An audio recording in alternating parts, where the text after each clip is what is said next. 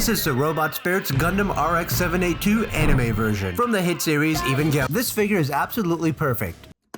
Almost. A quick look at the packaging. It says anime, action, new, imagination, memory, emotion of the first generation. That feels like a very forced acronym, just like how I have to force myself to get out of bed every morning.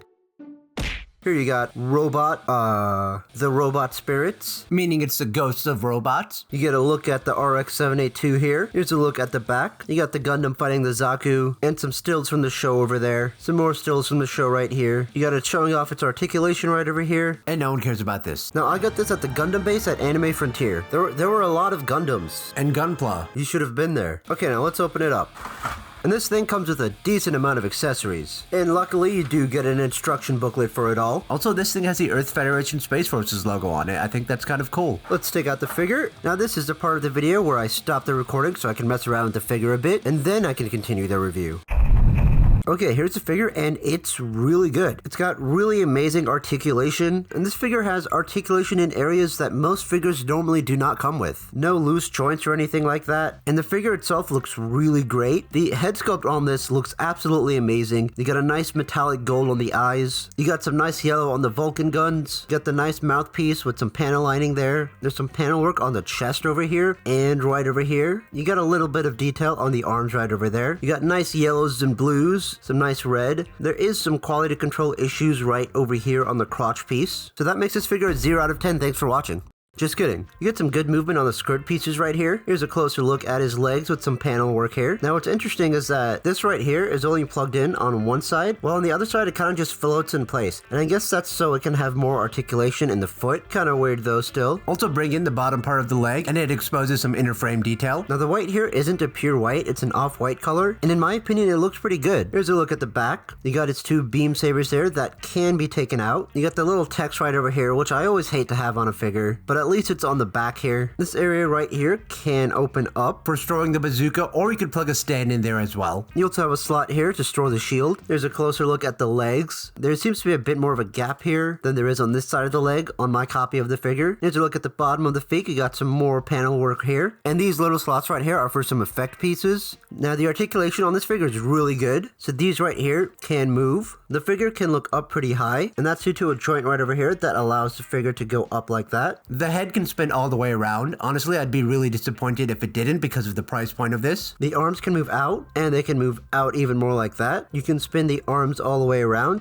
and instead of your normal butterfly joint, over here it's at the chest area like that, which is an interesting choice. You got rotation on the biceps. The elbows can move in pretty far. The forearms can spin around. You can wiggle the hands around, and you can spin them around as well. The front skirts can move up pretty high, allowing you to bring the legs out, but unfortunately the legs can't really move back that far, because the back skirt pieces cannot move. The side skirt pieces, however, can move, so you can bring the legs out. Once again, you got a knee bend here, and you have joints right over here, allowing the leg to go in. The feet have a great range of movement. They can move forward and back like that, side to side. You can really put them in like almost any angle. And these right here can move. You can bring the waist all the way around. You can arch it back and crunch it forward.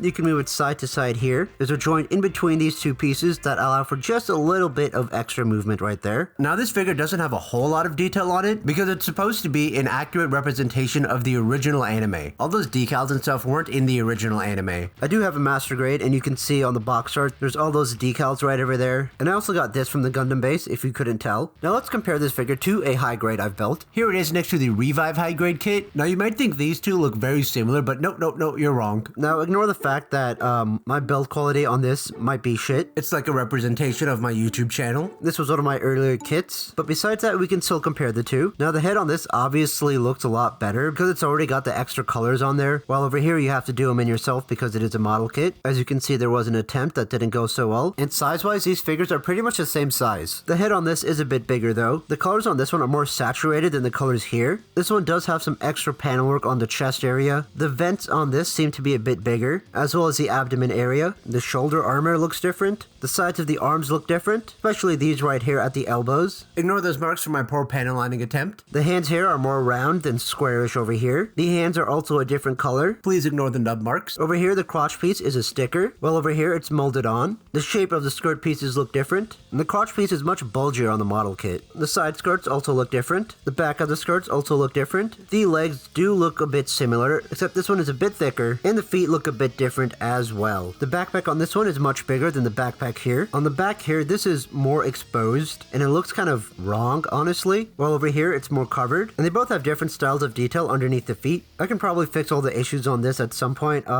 Now this figure comes with the classic shield as well as the beam rifle, a bazooka, an effects piece for the Vulcan cannons. You get a beam saber hilt that's longer than the ones on its back, 2 regular beam saber effect pieces, a curved banana shaped beam saber effect piece, and then another effects piece with a little bulge here. You also get 2 hands that look like these, 2 trigger finger styled hands, some open hands, and some more trigger hands. Now these more closed trigger hands are for the bazooka, while this hand is for this. Now the bazooka here has a little bit of detail on it, not a whole lot, mostly back here. Well, this has quite a bit more detail on there. You can see a lot of panel work and molded detail on there. It's got a gold right here for the scope. Other side obviously looks the same. You also get this thing to put all the hands on, which is nice to have. However, I keep all my accessories in the box. You also get these thruster effect pieces. Now here is the figure compared to the unicorn figure. Sorry, not unicorn, universe. From the Gundam Universe line of figures. Now I did do a review on this, and this one is obviously much bulkier. The proportions are way different, and it does have a bit more detail on it than this figure. The head sculpt on the Universe one is more stylized, as well as a chest piece over here, along with the shoulders, arms, and the legs right over here. There is also different panel working on both of them, and this one has much thicker calves. And the crotch piece on both of these are molded on. And here are the figures side by side. Overall, this is a much bulkier figure. It fits well in my hands compared to this one, and this one also has much more mass. Here's a comparison of the Robot Spirit's shield with the high-grade shield. As you can see, they do look a bit different. The colors on this one are a bit darker. This one has some detail on the inside, while this one does not. Now here's the Robot Spirit's bazooka. Fuck. Now here, this is the Robot Spirit's bazooka with the high-grade bazooka. This one is just the one color, while this one is a 2. But this back area looks very similar. Now here's the Robot Spirit shield with the Gundam Universe shield. Once again, they look very different. This one is much bigger and more angular. This one's got some detail on the back. Here's the Robot Spirit's weapon with the Universe weapon. As you can see, they're a different color. They both have detail on them, but different types of detail. And this one is also more exaggerated. I'm not sure where the beam rifle is for my high-grade kit, and I'm too lazy to find it, so we're just gonna move on. Also, it seems like the tip of this is pointed up a little bit, and you know what? I don't think that doesn't seem like it's supposed to happen. Now here's the Universe beam saber hilt compared to the Gundam Spirit's hilt, and here it is compared to the high grade hilt. As you can see, they look very similar. However, this one is a different color, and it has this bit of detail right there. Now to attach the beam saber effect pieces, it's very easy. It just plugs in there. The grip on these hands is extremely tight, so I'm going to swap it out for other hands. We're just going to go with this trigger hand right here, and there we go. That fits much easier in there. And these pieces are too big for the high grade hilt, so don't try to put it in there. Now there's 2 ways to do the shield. You can either plug this in right here and have them hold it like that, if you can get it to fit in the hand. Once again, we will swap out hands for ease. And there it is right there. You can also place it right over here. And for that, you need this adapter, and you put it in right there. I think it looks better like that, but unfortunately, it doesn't hold in place very well. And with this adapter, you can also place the shield on the back right here. But the connection is still very loose. I can't shake it off, but with the slightest touch, it falls off. You can also use this adapter right here to attach the beam rifle, but with this one, you can't really attach it to the figure now. What a 10 out of 10 design. This can also come off, so be a little bit careful there. Now with this adapter right here, you can attach it to the bazooka and plug it in the back. Now both of these extra beam saber effects pieces will go on either of the hilts. Now for the Vulcan cannons, you take this off right here, and now you can put this on. And these effect pieces look pretty good, honestly. For the last 2 effect pieces, they go on right here. You can have 2 on one side, or 1 on each foot, and you can also place them right over here. You have this little area right over here, so you can plug a stand into it. You could also plug it in here if you wanted to.